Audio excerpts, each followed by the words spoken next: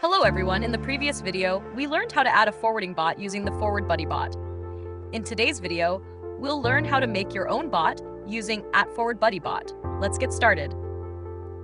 Step-by-step guide. 1. Open Telegram and search for @ForwardBuddyBot. 2. Click/start to begin. Tap on Make Your Own Bots. 4. Now you'll be asked to enter your bot token ID. How to create your bot via @BotFather. 1. Search and open @BotFather in Telegram. Type new bot and send it. 3. Enter a name for your bot, e.g. myForwardBot. 4. Now give a unique username ending with bot, e.g. myForwardBot123.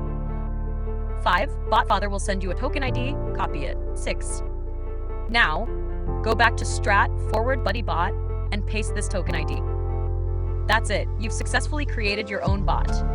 To check if it's working, click on your bot's name and press Start.